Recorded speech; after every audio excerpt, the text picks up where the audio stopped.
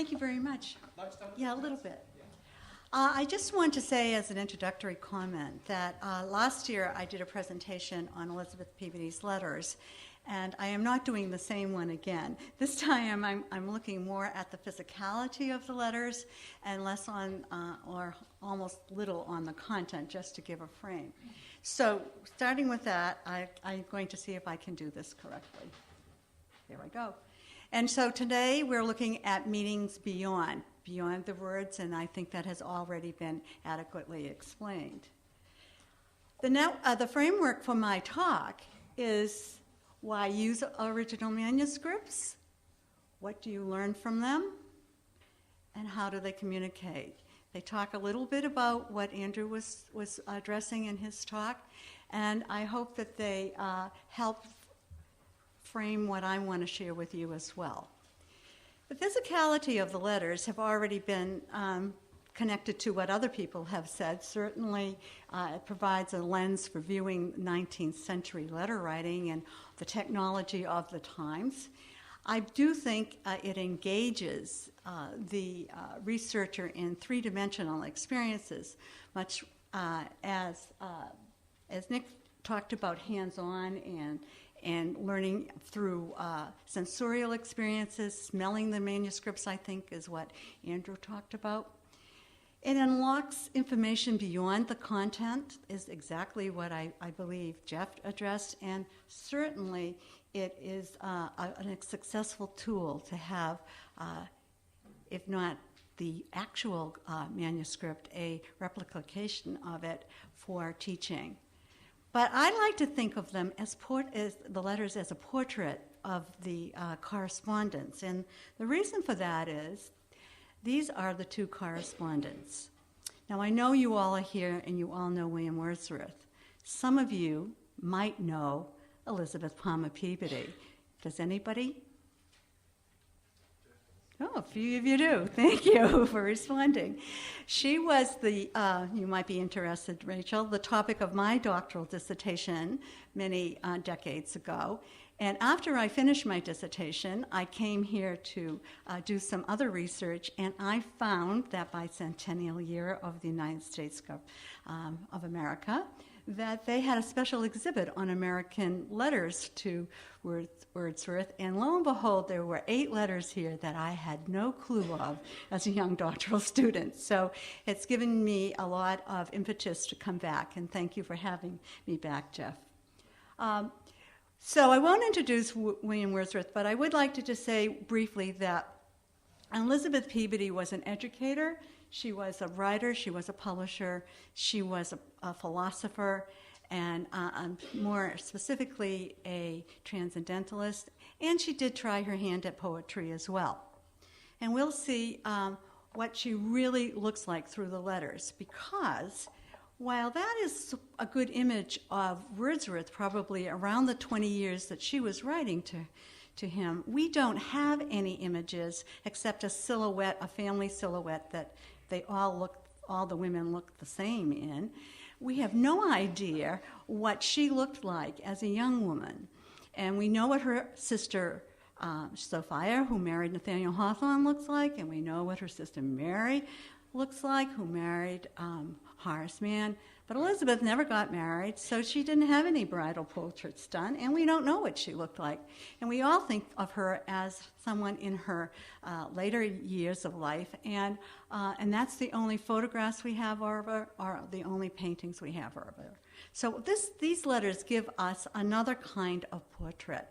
And I think they give us a real kind of portrait because they give us a representation of who she was, not only externally, but inwardly. They tell us how she wanted to represent herself in these letters. She started off as a 21-year-old writing a letter to William Wordsworth. And the difficulty with this letter is when you look at the physicality of it, there are 2 dates to it. The reason being, she started the letter right before Christmas, December 9th, 1825, but she didn't get the courage to mail it until 1827. Postscripts are very helpful. Here is the letter. Now, the mailing date is 1827. It has a very limited address. All the address is, which really fascinated me to see what the addresses were, was Rydalmount, Westmorford. No, Morford. Sorry. Yes. And the port of entry was Liverpool. She mailed this first letter, and we know that because there's a stamp saying Liverpool. And there's no postal stamp from the United States because it predates the first postal stamp of 1847, so we know it's authentic, or at least historically correct. And it only has those two lines, Rydalmount, Westmoreland, right. And it was possibly sent through a packet boat, which were boats that went across the Atlantic, mostly out of New York, but possibly made stops in Boston, where she was from, that area. And they went to Liverpool. Now, she didn't pass the letter on to anyone else to deliver.